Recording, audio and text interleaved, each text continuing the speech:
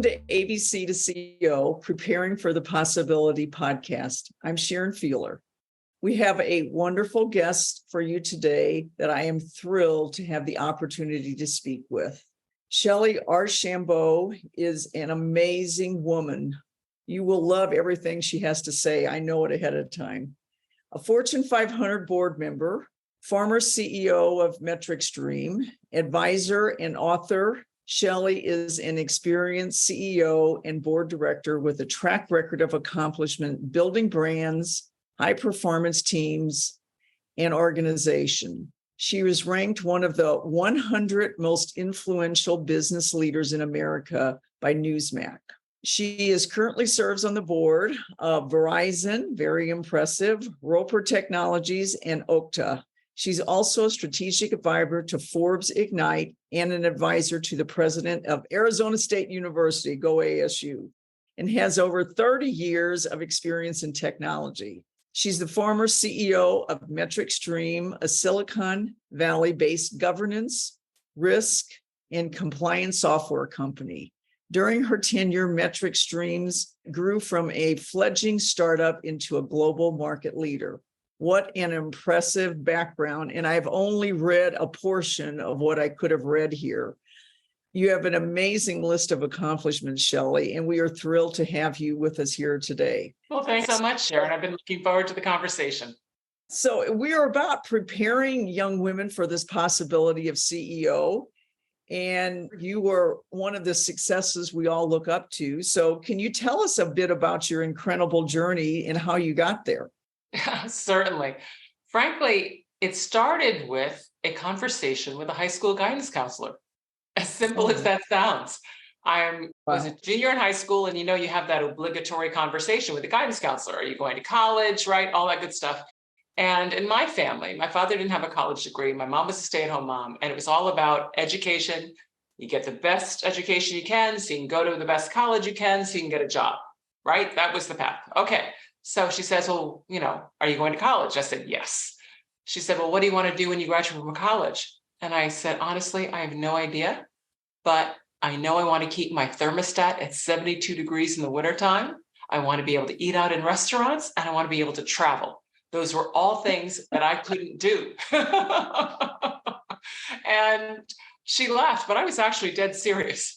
And then she said, well, what do you like to do? And for this, I give her a ton of credit. I said, well, clubs. I'm in everything. American Field Service, I'm in National Honor Society, I'm in the French Club, I'm even a Girl Scout, but just don't tell anybody, right? And she said, well, business and clubs are kind of the same. You pull people together and get things done. So you'd probably like business. And I went, oh, well, I run these clubs. I'm president of the French Club, and I'm head of the American Field Service, and I'm vice president of this, and I'm this. I said, so if clubs are like business and I like to run clubs, then I'd like to run a business, I assume. So and I looked up, and the people who ran businesses were called CEOs. So I said, all right, I'm going to go run a business. I hope we get to spread this to so many young women. Can you tell us why being a CEO became important to you at that point? Certainly, because honestly, what I really enjoyed was working with teams of people and doing things. And frankly, I enjoyed leading because I liked the ability to influence what we did. What I found is if I was leading, then I had a higher than just one vote, input on what we did and what our priorities were. And frankly, I enjoyed that. And I liked pulling people together, and I liked getting things done, and I liked organizing. So all of that kind of fit in. But I'll be honest with you, when I decided, okay, I'll go be CEO, I really didn't know what that meant. I was just like, if it's like a club and like running a club, then that's what I'll go do. The key, honestly, but the key is that just became a goal, and I just kept pursuing it. And it turns out I really did enjoy it. What was your first role, and how did it evolve into what it became later? Right. Well, my first role was in sales. And I'll tell you, it's not because I was like, oh, I love sales and I want to go ask for the order and I want to be on commission and I want to be, no, it wasn't any of that. The reason I went into sales was because I'd done the research. I'm a big believer that I need to work on improving my odds to get what I want. As a Black woman, I learned growing up and very early that the odds were not in my favor. So if I wanted to be a CEO, and when I looked up, and we're talking now in the, I came out of high school at the end of the 70s, right? College, early 80s. So when I looked up, I didn't see people running companies that looked like me. And I was interested in tech because tech was a growing space. And I definitely didn't see people look like me. I didn't see women, forget African Americans. And so I'm like, all right, the odds aren't in my favor. So how do I improve the odds? Well, the way I improve the odds is I do the research. I try to figure out, all right, what has to be true for me to actually become a CEO? Because I had no idea. And when I did the research, turned out most CEOs, and I was focused on tech, most CEOs at like IBM, which was the biggest behemoth at the time, they started their careers in sales. So I said, all right, the way I have to improve my odds is I've got to start out in sales because that must be the path to power. So I tell people, don't take jobs because you love the job. I mean, you're not going to be in that job for 50 years, right? No, take jobs to build skills so that you can get the job you ultimately want. That's the key.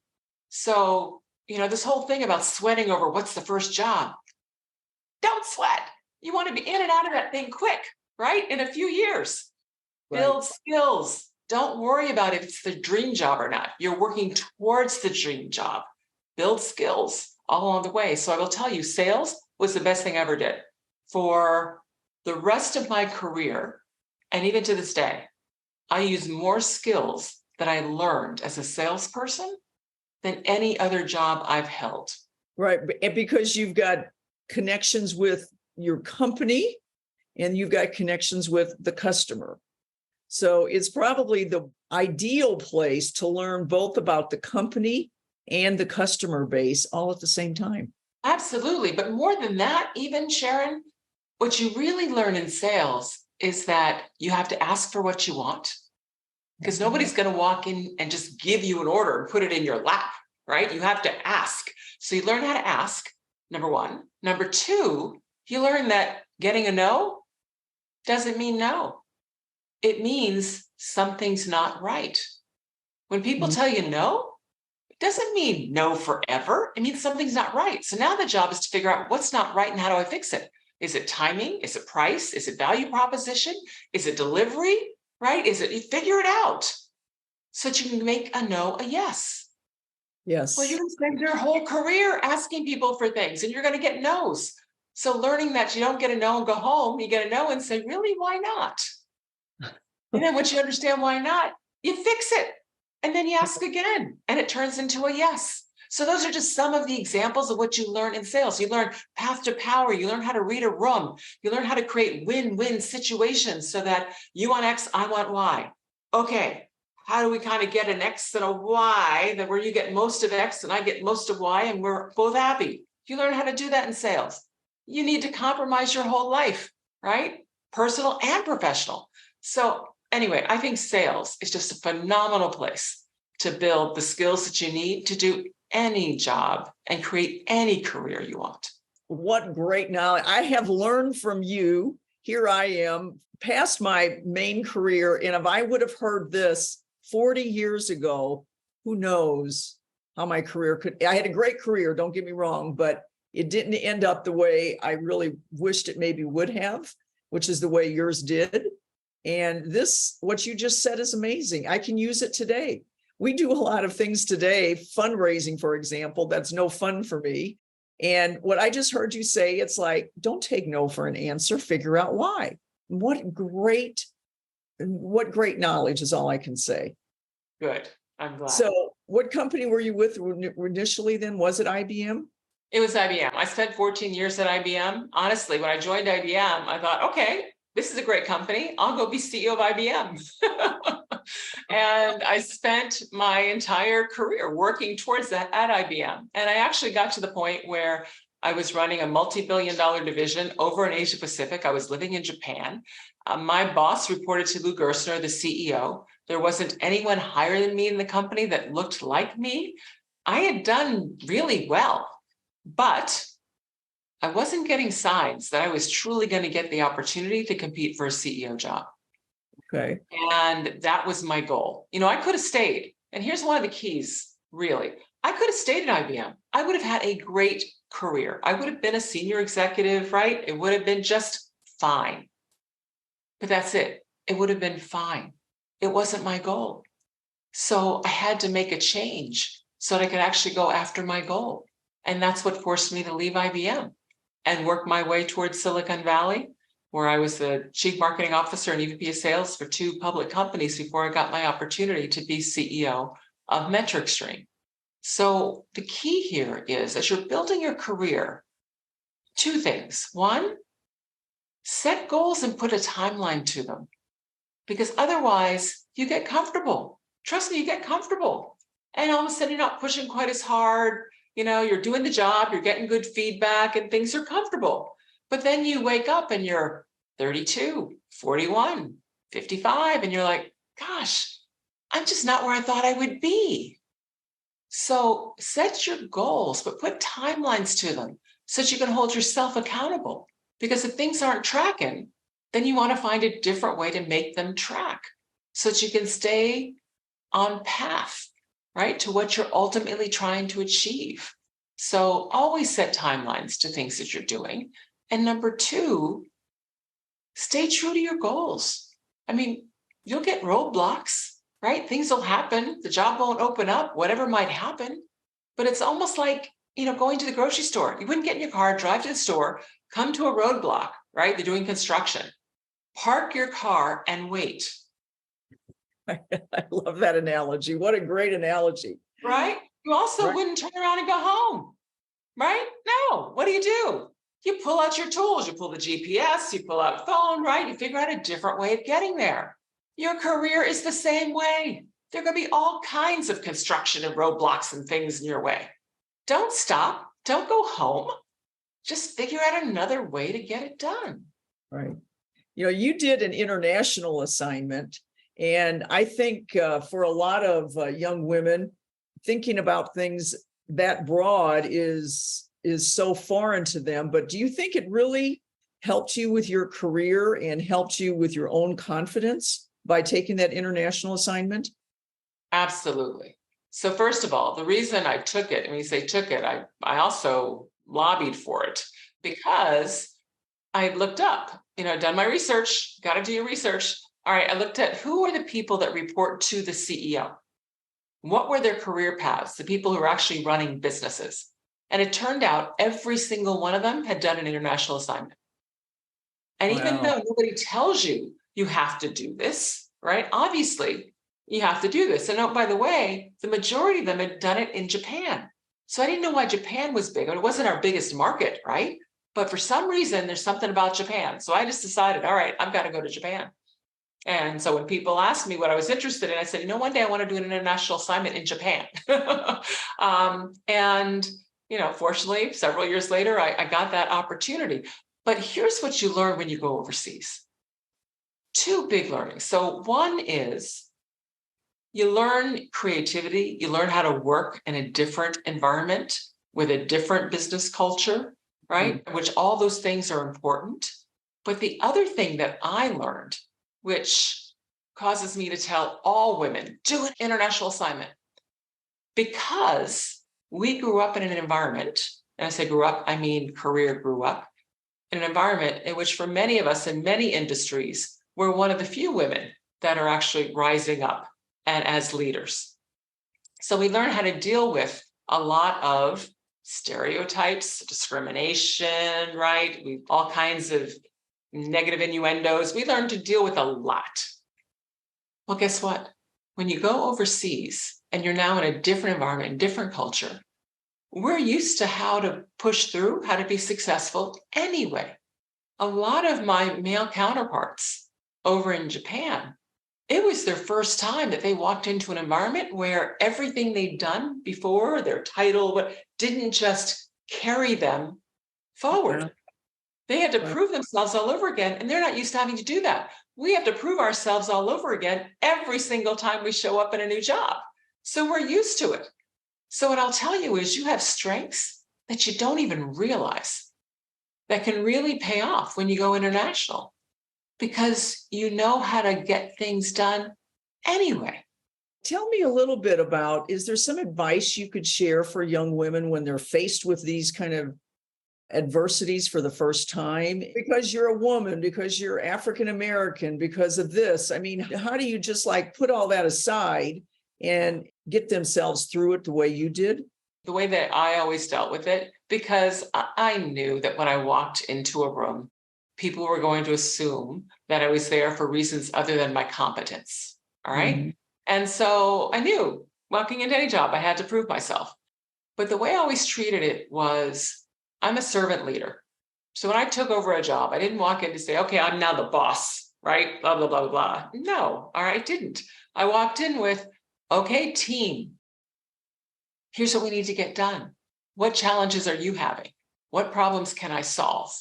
Right? My whole way I approach things is, how can I remove the roadblocks, make your job easier, get you the resources you need so that you can be successful? Because if you're successful, I'm successful. And what that does is it creates really strong teamwork. It typically creates some good loyalty because you deliver on it. And you Right. know what?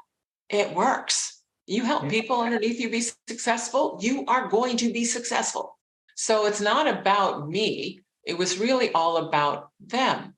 And that was the same approach that I used when I show up in Japan. It was okay, right? What are your challenges, right? What can I do to help? You know your market better than I will ever know your market, because this Right. is a new market to me. So let me figure out, right, how we do this together. That's my biggest advice. Just be a servant leader. Focus on your team, on helping them be successful. And trust me, you will then be successful. I love that term, servant leader. I've never heard that before. When I've talked to actually young women and men in the past, and they talk about leadership, one of the things that I tell them, look behind you to see if someone's following, because they have something to gain by following you. And if you're a leader that helps them, they will follow. Oh, Sharon, I couldn't agree more. I tell people all the time, a title does not make you a leader. Your people do. Uh, And you don't need a title to be a leader. That's a very good point. So you've done so many things. So tell us a couple of things you're very proud of having done. What sticks in your mind that, I'm really, really proud of this? And let me also diverge just a little bit here. Your book, Unapologetically Ambitious. The title is amazing. And I'm sure everybody who's listening to this would love to read this book, because what the insights you have are just amazing. As much as we've been talking now, reading this book is multiples of this. But maybe you can tell us a little bit about what you are very proud of. Yeah. So I mean, I'm proud of a number of things. I am proud of the fact that I have an amazing family. I was able to help raise with my husband, my late husband, two amazing children who grew up to be independent and self-confident and caring, which is all that I asked for. And while also building my career and achieving the goals that I set for myself and that we set for our family. I'm proud of the fact that, honestly, Unapologetically Ambitious, the book, when you sit down to write a book, you have no idea whether or not it's really going to resonate with people, and whether or not people will really take, hopefully, the advice and the gems and the learnings that you hope to be able to share. And that has happened, based upon the feedback. So I'm really proud of that as well. And I'm proud of the people that I've impacted, that have gone on to do things bigger and broader than they ever thought they could. So I feel very, very fortunate. Well, you've got so much to be proud of. And what inspired you to write the book? I mean, the title is just so intriguing.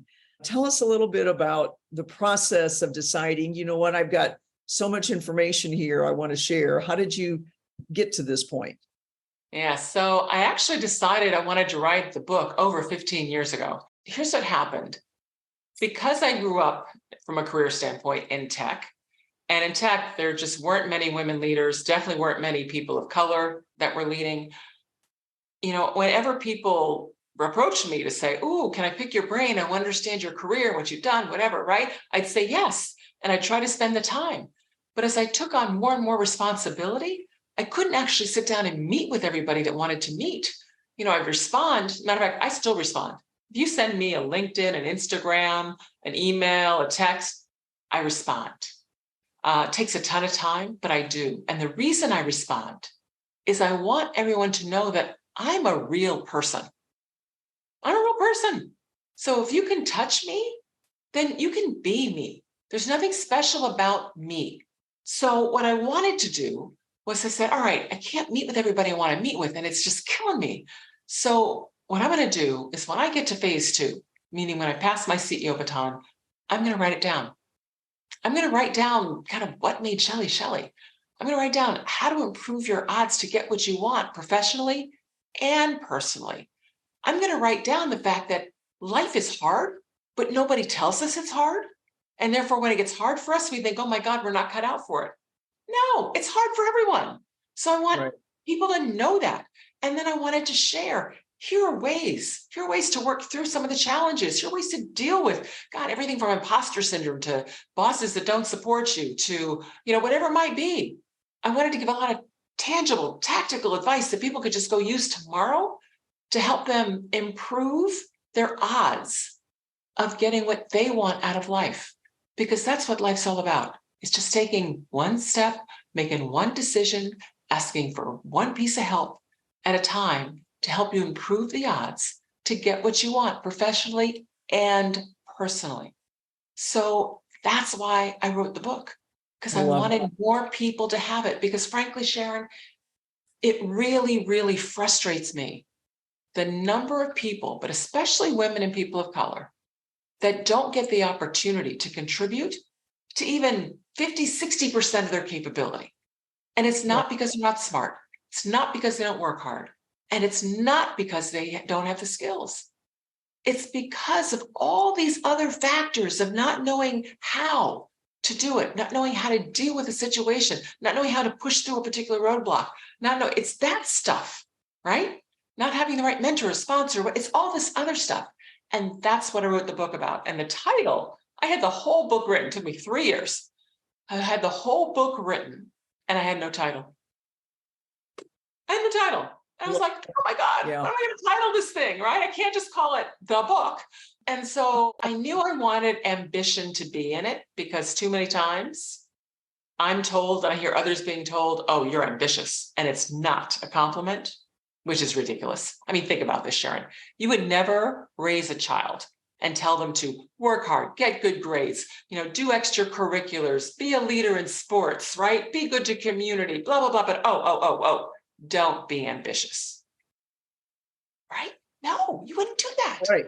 Why would we tell anybody not that being ambitious is bad? That's ridiculous. So I'm like, I wanted the ambition thing in it. But I was talking to a group of friends, all women, and we started talking about the fact that women apologize all the time. And I said, I feel like women are raised from the cradle to apologize, because we apologize a lot. And 5 to 10% of the time we apologize, that we say, I'm sorry, it's because we actually did something wrong. The other 90 to 95% of the time we say, I'm sorry, we're just trying to make the rest of the world feel better. We say, I'm sorry to show empathy. Say, I'm sorry to show we care, to ease tensions, right? To create connection. We use I'm sorry like people use salt when they cook. It makes everything taste a little better, right? Well, saying I'm sorry sprinkled all over helps the world get a little smoother and operate a little better. But you know what? When we say it all the time, people think we are sorry and that it's our fault and we're not deserving. So we got to cut that out. I said, you know what? That's it. Unapologetically ambitious. Everyone has the right to be ambitious, and no one should have to apologize for it. I love it. One of the things that I always find interesting is some of the young people I've talked to say, you don't really understand. It was easy for you to do it. It's not as easy for me. I'm like, wait a minute here. You know what? It took me 6 years of night school to get an MBA. That was not easy. It was a lot of hard work. It may look sometimes like it just happened, but it's all about preparing yourself. It is about working hard. Maybe there's working smart that goes with it. I don't disagree, but it doesn't just happen. You have to make it happen. And for people who are ambitious, why is it that it always seems like ambitious people get luckier? It's because they're prepared for everything. So the book is just, I hope our listeners here read your book, listen to your book, however, because the advice in that is just incredible. You've done a great job with that. Thank So you. we're kind of running out of time, but what else would you like to talk about that maybe we haven't touched upon? I think the overarching message that I'd love to leave your audience with, Sharon, is the importance of owning your career, because you own it, not your boss, not your mentor, not your company, not HR, not your spouse, not your friends, not your parents. You own your career. You would never spend $4,000 or $5,000 for an airline ticket, right? Pack your bags, tell everybody you're going on vacation, put the dog in the kennel, right? Get to the airport, get in that plane, put the seatbelt in, and then look at the pilot and say, so where are we going anyway? But we do that with our careers every day. We spend all kinds of money on education and conferences and training and books and all this stuff. And then we go to work and we put our heads down and we wait for somebody to tap us on the shoulder and say, oh, you can go do this now. Okay, you can go do that now. Okay, no, it is your career. Spend time thinking about it, strategizing about it, right? You decide what it is that you want to do. Put a plan in place and go after it. Don't give the pilot the keys and let them take you anywhere they want to take you. You own your career. Yes. Wow. Your advice is just so good. I'm amazed to listen to you here. We have to get you in front of so many people. We are going to make sure many, I'm hoping thousands and tens of thousands, hundreds of thousands of young women get to hear you and get inspired to read your book and figure this out, because the path they take is up to them. And that's what you're saying. You choose your path. Don't let somebody choose it for you. Well, thank you, Shellye, so much for joining us today and sharing your wisdom with our audience of young women. We are making a difference. You are making a difference in the lives of others. You found the path because you knew instinctively what to do here. Not everybody believes they have the instincts. And I think by listening to you, they will start to have the confidence that I too can do this, and appreciate it. And I want to remind all of our listeners here that ABC to CEO is a non-for-profit organization, and our purpose is to mentor the next generation of women leaders. Please check out ABC to CEO to learn more and see how you can help us further this mission. So until next time, I'm Sharon Feeler. Thank you again, Shellye. And don't forget to follow us on social media and get daily encouragement and proven tips for success. See you soon.